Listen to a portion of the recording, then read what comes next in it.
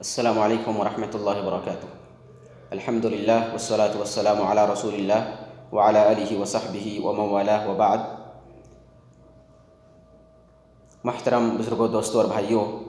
آج کی اس ویڈیو میں ایک سوال کا جواب دینا ہے۔ ایک سائل نے پوچھا ہے کہ تورک واجب ہے یا سنت ہے، اور تورک کب کب کرنا ہے، یعنی تشہد اول میں پہلے تشہد میں تورک کرنا ہے یا دوسرے تشہد میں کرنا ہے یا کس میں نہیں کرنا ہے۔ تورک کسے کہتے ہیں اسے جان لینا ضروری ہے تاکہ مسئلہ سمجھ میں آئے۔ تورک یہ ہے کہ ایک نمازی اپنے بائیں پاؤں کو دائیں جانب نکال دے اور دایاں پاؤں کو کھڑا رکھے اور سورین کے بل آدمی بیٹھے۔ دائیں پاؤں کو کھڑا رکھے اور انگلیاں اس کی قبلہ رخ ہوں، اور بائیں پاؤں کو دائیں جانب نکال دے سرین کے نیچے سے، اور سرین پر اور ران پر آدمی بیٹھ جائے، یہ تورک کہلاتا ہے۔ تورک فقہا کے نزدیک، اہل علم کے نزدیک سنت ہے، واجب نہیں ہے، شرط اور رکن نہیں ہے، لیکن ایک مسلمان کو، ایک نمازی کو یہ سنت اپنانی چاہیے تاکہ ثواب مل سکے، کیونکہ نبی کریم صلی اللہ علیہ وسلم نے فرمایا صلوا کما رأیتمونی اصلی، کہ اسی طرح نماز پڑھیے جس طرح مجھے نماز پڑھتے ہوئے دیکھتے ہیں۔ تو ہمیں سنت پر بھی محافظت برتنا چاہیے تاکہ ہماری نماز کامل اور مکمل ہو۔ تورک کہاں کرنا ہے، اس سلسلے میں اہل علم کے درمیان اختلاف ہے۔ چنانچہ ابو حنیفہ رحمۃ اللہ علیہ کے نزدیک نماز میں تورک ہے ہی نہیں، کسی بھی جلسے میں تورک نہیں ہے، بلکہ ان کے ہاں صرف اور صرف افتراش ہے، یعنی اپنا بایاں پاؤں بچھا کر بائیں پاؤں پر بیٹھ جائے اور دائیں پاؤں کھڑا رکھے، تشہد اول میں بھی اور تشہد ثانی میں بھی، اور دو سجدے کے درمیان جو جلسہ ہے اس پر بھی۔ تو ہر جلسے میں، تشہد کا جلسہ ہو یا سجدتین دو سجدے کے درمیان کا جلسہ ہو، ہر جلسے میں ان کے ہاں صرف افتراش ہے، یعنی بایاں پاؤں بچھا کر بائیں پاؤں پر بیٹھ جانا ہے۔ تو ابو حنیفہ استدلال کرتے ہیں ان حدیث سے جن میں صرف افتراش کا ذکر ہے، تورک کا ذکر نہیں ہے۔ مثال کے طور پر عبداللہ بن عمر رضی اللہ تعالیٰ عنہ کی حدیث ہے، وہ کہتے ہیں کہ سنت الصلاۃ ان تنصب رجلک الیمنی وتثنی الیسری، کہ نماز کی سنت یہ ہے کہ دائیں پاؤں کو کھڑا رکھو اور بائیں پاؤں کو موڑ دو۔ تو اس حدیث سے، جو کہ صحیح بخاری کی حدیث ہے، حدیث نمبر 497، تو اس حدیث سے یا اس طرح کی دوسری احادیث سے استدلال کرتے ہیں جن میں صرف افتراش کا تذکر آیا ہے، پاؤں کو بچھا کر، بائیں پاؤں کو بچھا کر بائیں پاؤں پر بیٹھنے کا ذکر ہے، تو انہی حدیث سے استدلال کرتے ہیں۔ شاید ابو حنیفہ رحمۃ اللہ علیہ کو تورک والی حدیثیں نہیں پہنچی ہوں گی، یا کوئی دوسری وجہ بھی ہو سکتی ہے۔ جبکہ اس کے برخلاف امام مالک کا موقف یہ ہے کہ تشہد اول اور تشہد ثانی دونوں میں تورک کرنا ہے، دونوں میں تورک کرنا ہے، یعنی دائیں پاؤں کو کھڑا رکھنا ہے اور بائیں پاؤں کو دائیں جانب نکال کر سرین پر بیٹھنا ہے۔ تو امام مالک رحمۃ اللہ علیہ ان حدیث سے استدلال کرتے ہیں جن میں صرف تورک کا تذکرہ ہے اور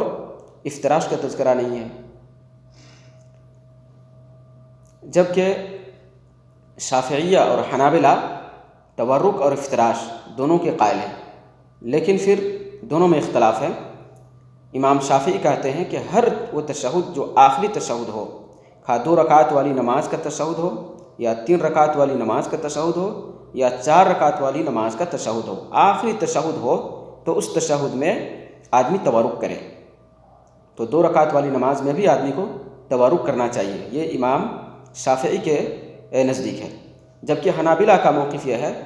کہ 2 رکعت والی نماز میں تورک ہے ہی نہیں، بلکہ ہر وہ نماز جس میں 2 تشہد ہو، ہر وہ نماز جس میں 2 تشہد ہو، یعنی 3 رکعت والی نماز یا 4 رکعت والی نماز میں جو آخری تشہد ہوگا اس تشہد میں تورک کرنا ہے، باقی پہلے تشہد میں تورک نہیں کرنا ہے۔ جیسے ظہر کی نماز، عصر کی نماز، مغرب کی نماز، عشاء کی نماز میں تورک ہے، جو آخری تشہد ہوگا سلام پھیرنے سے پہلے اس تشہد میں تورک ہے، یہ امام احمد بن حنبل کا موقف ہے۔ امام شافعی اور امام احمد بن حنبل دونوں استدلال کرتے ہیں ابو حمید کی حدیث سے، ابو حمید ساعدی کی حدیث سے، جو کہ صحیح بخاری میں ہے حدیث نمبر 828۔ ابو حمید نبی کریم صلی اللہ علیہ وسلم کی نماز کی پوری کیفیت بیان کرتے ہیں اور اس میں کیسے بیٹھنا ہے تشہد اول میں اور تشہد ثانی میں، آخری تشہد میں، اسی کو بیان کرتے ہیں۔ وہ کہتے ہیں کہ فَإِذَا جَلَسَ فِي الرَّكْعَتَيْنِ جَلَسَ عَلَى رِجْلِهِ الْيُسْرَىٰ وَنَصَبَ الْيُمْنَىٰ۔ جب آپ صلی اللہ علیہ وسلم 2 رکعت میں بیٹھتے تھے، یعنی 2 رکعت کے بعد جب بیٹھتے تھے تو جَلَسَ عَلَى رِجْلِهِ الْيُسْرَىٰ، تو دائیں پاؤں پر بیٹھتے تھے، بائیں پاؤں پر بیٹھتے تھے۔ جَلَسَ عَلَى رِجْلِهِ الْيُسْرَىٰ، بائیں پاؤں کو بچھا کر اس پر بیٹھتے تھے، وَنَصَبَ الْيُمْنَىٰ، اور دایاں پاؤں کھڑا رکھتے تھے۔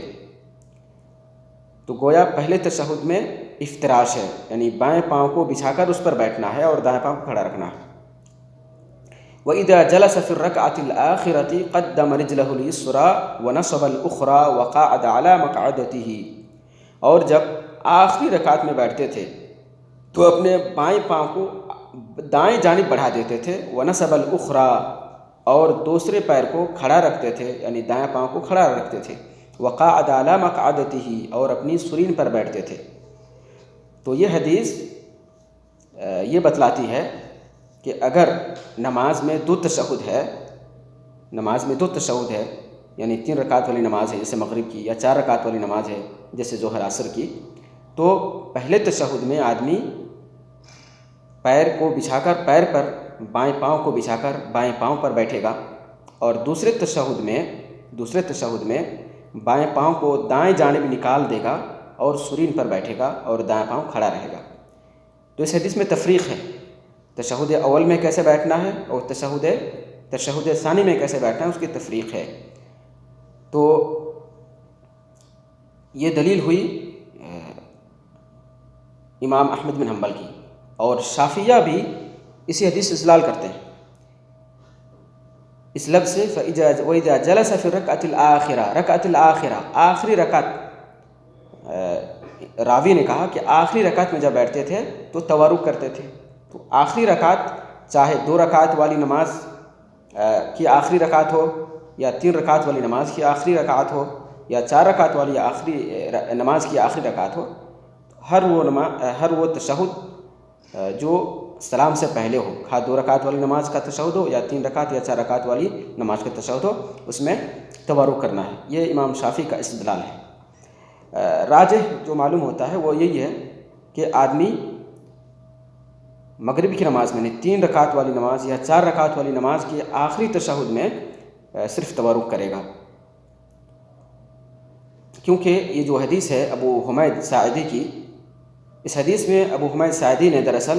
4 رکعت والی نماز یا پھر 3 رکعت والی نماز کی کیفیت بیان کی ہے، یعنی 2 تشہد والی نماز کی کیفیت انہوں نے بیان کی ہے۔ اسی وجہ سے پہلے تشہد کا تذکرہ الگ سے کیا، پھر دوسرے تشہد کا تذکرہ الگ سے کیا۔ تو اس حدیث کا سیاق ہی بتلاتا ہے کہ آخری تشہد جو کہ 3 رکعت والی نماز کا تشہد ہوگا آخری، یا 4 رکعت والی نماز کا آخری تشہد ہوگا، اسی تشہد میں صرف تورک کرنا ہے، پہلے تشہد میں نہیں کرنا ہے۔ یا اسی طرح سے 2 رکعت والی نماز کے تشہد میں تورک نہیں کرنا ہے، کوئی صریح دلیل اس کی نہیں ہے۔ اور راجح یہی احمد بن حنبل کا قول ہی لگتا ہے، اور اسی کو ابن باز نے اختیار کیا ہے، اسی طرح سے ابن عثیمین نے اختیار کیا ہے، اور علامہ البانی نے بھی اسی قول کو اختیار کیا ہے کہ 3 رکعت والی نماز کا آخری تشہد اور اسی طرح سے 4 رکعت والی نماز کا جو آخری تشہد ہوگا اس میں صرف تورک ہوگا، باقی تشہد میں یا باقی جلسات میں، نماز کے باقی جلسات میں تورک نہیں ہے۔ اللہ رب العالمین سے دعا ہے کہ اللہ رب العالمین ہمیں